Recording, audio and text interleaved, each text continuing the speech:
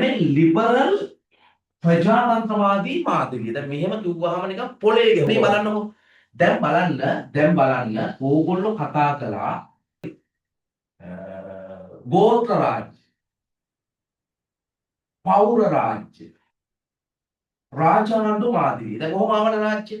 මෙන්න මෙතන හරිම වැදගත් ටර්නින් පොයින්ට් එකක් එනවා මාධ්‍යයේ ලිබරල් ප්‍රජාතන්ත්‍රවාදී රාජ්‍ය. මේ ලිබරල් ප්‍රජාතන්ත්‍රවාදී රාජ්‍ය කියන එක ඇති වෙන්නේ සාමාන්‍යයෙන් මම දැක්ක සිලබස් එකේ 16 නේ 17 වැනි සියවස්වල 17 වැනි සියවස්වල ඒක ඇති වෙන්නේ යුරෝපයේ මුලින්ම යුරෝපයේ තමයි මේ රාජ්‍ය මාධ්‍යය පැනලා ඉන්නේ. එතකොට දැන් අපි ගත්තාම ලිබරල් ප්‍රජාතන්ත්‍රවාදී මාධ්‍යය ගොඩනැගෙන්න මූලික හේතුව තමයි ඔයගලන්ට මතකද 15 වන සියවසේ යුරෝපයේ පුනරුදයට ලක් වෙනවා. ඒ යුරෝපයේ පුනරුදයට ලක්වීමත් එක්ක අපි කතා කළා 1618 ඉඳන් 1648 දක්වා 30 අවුරුදු යුද්ධයක් ක්‍රියාත්මක වුණා යුරෝපයේ. ඒ 30 අවුරුදු යුද්ධය අවසානයේදී වෙස්පෝලියානු සාම ගිවිසුම අත්සන් කරනවා. වෙස්පෝලියානු සාම ගිවිසුමෙන් ජාතික රාජ්‍ය නිල වශයෙන් පිළිගන්නවා. එතකොට මුලින්ම භෞමික රාජ්‍ය තිබී ඊට පස්සේ ජාතික රාජ්‍ය කියලා අපි වෙනම කතා කළා. එතකොට ඕගොල්ලන්ට මතකද මේ රාජ්‍ය ක්‍රමය ගොඩනැගීම සඳහා මූලික වශයෙන්ම වැඩ කටයුතු කරගෙන ගියේ නැගියා ධනපති පන්තිය. එමෙත නැගියා වෙළඳ පන්තිය. එතකොට ඔය කියන 17 වන සියවස වගේ කාලය වෙනකොට යුරෝපයේ තුල වෙළඳාම අතිශයින්ම දියුණු වෙලා තිබ්බා. විශේෂයෙන්ම කාර්මීකරණය ඇති වෙලා තිබ්බා. කාර්මික විප්ලවයට අවශ්‍ය පසුබිම නිර්මාණය වෙනවා මේ කාලේ. විශේෂයෙන්ම 18 වන සියවස වෙනකොට කාර්මික ධනවාදයේ යුරෝපයේ ඇති වෙලා තිබුණා. එතකොට මේ කාර්මික ධනවාදයත් එක්ක ධනපති පන්තිය තමයි ඉහළට ඇවිල්ලා තිබෙන්නේ. ධනපති පන්තිය තමයි සමාජයේ බලවත් වෙන්නේ. ඒ ධනපති පන්තිය සෑම අංශයකින්ම බලාපොරොත්තු වෙන්නේ නිදහස. එහෙනම් මේ ලිබරල් කියන වචනේ තේරුම නිදහස. ඒ කියන්නේ නිදහස මුල් කරගත්ත රාජ්‍ය මාදිලිය තමයි ලිබරල් ප්‍රජාතන්ත්‍රවාදී මාදිලිය කියලා කියන්නේ. ඒතර ලිබරල් කියන්නේ නිදහස, ප්‍රජාතන්ත්‍රවාදී කියන්නේ ජනතාවගේ පාලනය.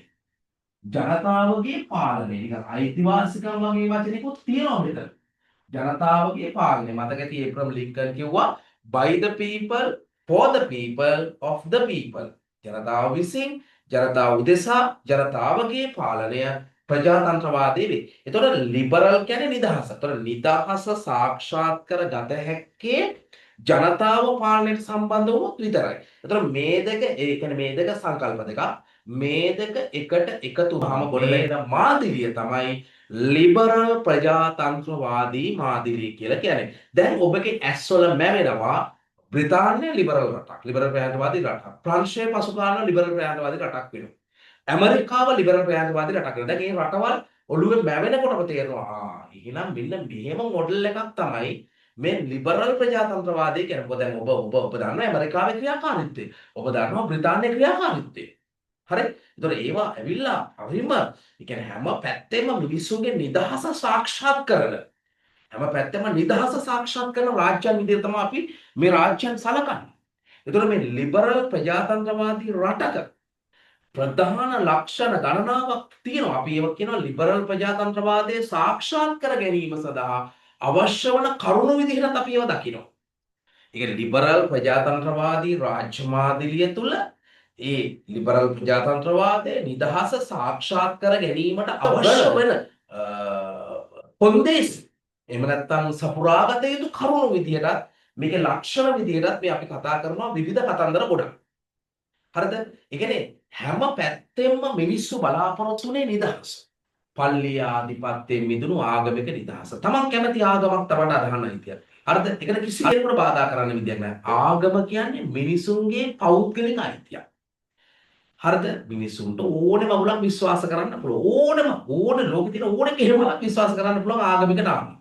හරිද? ඔහුගේ විශ්වාස ගස්ගල් අදහන්න පුළුවන්. යක්කුමල පෙරේතයෝ අදහන්න පුළුවන්. හරිද? එහෙම නැත්නම් හොඳ දර්ශන පිළිගන්න පුළුවන්. ඒක ඔවුන්ගේ කැමැත්ත. මම දැක්කා ඇමරිකාවේ ඉන්නවා අර මුකුද මේ ඔය නූල්ලස් වගේ අර මොකුත් මේවට කියන්නේ ඒවට මම මතක නැහැ ඒවට කියන වචනේ මොකද ඔය පැස්තා වගේ දේවල් ඒව දෙවියෝ විදිහට අදහන්නේ වුණොත් තියෙනවා. ඊළඟට එහෙම රාජාණ්ඩු ක්‍රමයකින් වියුක්ත වුණු දේශපාලන නිදහස. ඒ කියන්නේ අසීමිත බල තිබේ මේ මෙතන කතා කරන්නේ රාජාණ්ඩු මහත්මයාගේ අසීමිත බල ඇති රජ කෙනෙක් ඉන්න බෑ. එහෙම කොහොමද ඉන්නේ? හ්ම්? මිනිස්සු මේ ලෝකේ මිනිස්සු උපත ලබන්නේ සමානව. හරිද? ඔය අයිතිවාසිකම් ගැන අපි ඉස්සරහට කතා කරනවා. ලිබරල්වාදී වගේම තවත් ඉස්සරහට කතා කරනවා. හරිද? මිනිස්සු මේ ලෝකේ හැම මිනිස්සෙක්ම සමානව උපදින්නේ. හරිද? දේපල ඇතිද, දේපල නැතිද, යා කළු ජාතිකයේද, යා සුදු ජාතිකයේද, යා ස්ත්‍රියක්ද, යා පුරුෂයෙක්ද, එමත යා නපුංසකයෙක්ද, යා සමලිංගික කෙනෙක්ද, යා විෂමලිංගික. ඒක අදාළ නැහැ. හැම මිනිස්සයම සමානයි.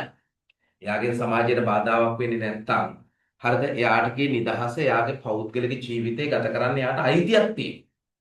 ඒතොර රාජාණ්ඩු ක්‍රමය තුල මිනිසුන්ගේ දේශපාලන අයිතීන් සුරක්ෂිත වෙන්නේ නැහැ. මොකද රජතුමාගේ තීරණය අවසන් තීරණය. ඒ නිසා අසීමිත බලති රාජාණ්ඩු ක්‍රමය මෙතන ප්‍රතික්ෂේප කරනවා. මෙතන ප්‍රතික්ෂේප කළා ජනතාව විසින් තෝරා ගන්නා පාලනයක් ඕනේ රට පාලනය කරන්න. ඒක තමයි තියෙන ප්‍රධාන කාරණාව බවට පත්